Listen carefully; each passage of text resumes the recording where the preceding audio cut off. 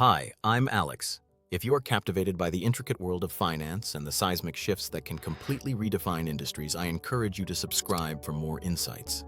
Today, we're exploring the dramatic collapse of Credit Suisse, a banking titan whose downfall sent shockwaves through the financial ecosystem and left many pondering the overall stability of banking systems worldwide. Credit Suisse, established in 1856 by Alfred Escher, was one of the oldest and most esteemed banks in Switzerland, often regarded as a symbol of wealth management and investment banking. For over 160 years, it served the elite and powerful across the globe, building a reputation that was synonymous with reliability and prestige. However, in March 2023, an unprecedented event unfolded. Credit Suisse was compelled to accept a government-backed takeover by UBS, its rival. This deal, valued at approximately $3.25 billion, was a desperate maneuver to avert a broader financial crisis, signifying the end of an era for a bank that had long stood as a cornerstone of European finance. The roots of Credit Suisse's collapse were planted long before this takeover. The institution faced a barrage of scandals and strategic missteps that severely undermined investor confidence. In 2021, the bank found itself embroiled in the catastrophic collapse of Archegos Capital Management, a family office that resulted in an astronomical $5.5 billion loss for Credit Suisse. This incident exposed significant deficiencies in the bank's risk management and governance frameworks.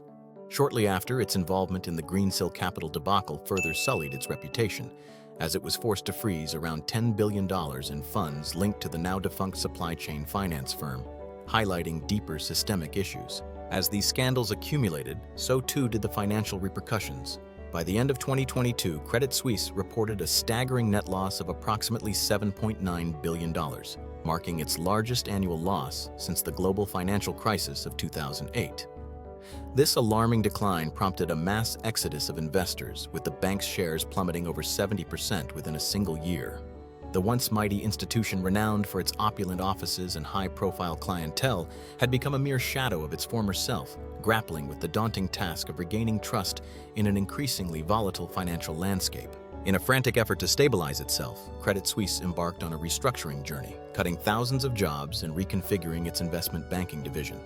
However, these measures proved inadequate in reversing the tide of misfortune. The bank's leadership faced intense scrutiny for their failure to manage the crisis effectively. In early March 2023, the Swiss National Bank intervened, extending a lifeline of $54 billion in liquidity to bolster the bank's precarious stability. Yet, this was merely a stopgap solution, as a persistent loss of confidence continued to haunt the institution. The tipping point arrived on March 15, 2023, when alarming reports surfaced indicating that clients were withdrawing funds at an unprecedented rate. In just 1 week, depositors pulled out nearly $10 billion, igniting widespread panic. The fear was palpable. If Credit Suisse could not staunch the outflow, its collapse seemed imminent. Investors and analysts began to question the bank's long-term viability, and an overwhelming sense of dread swept through the financial markets, reminiscent of the darkest days of previous financial crises. Confronted with the specter of imminent collapse, the Swiss government took decisive action. On March 19th, UBS announced a deal to acquire Credit Suisse for a fraction of its former value, a move that sent shockwaves through the financial community. This acquisition was facilitated by the Swiss government, which aimed to restore stability in the banking sector and prevent a potential contagion that could ripple through the global economy. The takeover represented a historic moment, signaling the end of a major player in the world of finance and raising questions about the future landscape of the industry. What implications does this collapse hold for the future of banking? The fall of Credit Suisse serves as a stark reminder of the inherent fragility of financial institutions, particularly those that fail to adapt to shifting market dynamics. It raises critical questions about the effectiveness of regulatory frameworks and the capacity of banks to manage risk in an increasingly complex environment. The merger with UBS has also ignited debates regarding the concentration of power within the banking sector, as fewer institutions now control a disproportionate amount of assets. Beyond the financial statistics and corporate maneuvers, the human cost of this collapse is profound. Thousands of employees face job losses, and clients who once relied on Credit Suisse's esteemed expertise now find themselves in uncertain circumstances. The luxurious lifestyle associated with the bank, characterized by private banking and elite investment opportunities, has been irrevocably altered. The glitz and glamour of the banking world have been overshadowed by the stark reality of financial instability, leaving many to question their future. In the aftermath of Credit Suisse's collapse, the financial landscape is poised for significant transformation. Regulators are likely to reassess their oversight approaches to ensure that such failures do not become commonplace. The repercussions of this event will shape the strategic decisions of banks globally as they strive to rebuild trust and confidence among clients and investors alike, with many likely to adopt more conservative risk management practices. As we gaze into the future, the story of Credit Suisse stands as both a cautionary tale and a pivotal moment in the evolution of modern banking.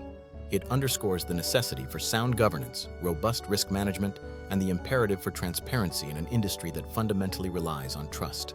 The allure of wealth and power may continue to draw individuals into the realm of finance, but the lessons learned from Credit Suisse's demise will undoubtedly resonate for years to come, shaping how future financial institutions operate and interact with their stakeholders.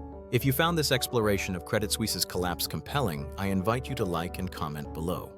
What are your thoughts on the implications for the future of banking following such a monumental event? Be sure to subscribe for more in-depth stories that delve into the intricate intersections of wealth, power, and the forces that shape our financial world. Up next, we will investigate the rise of fintech and its transformative impact on traditional banking practices.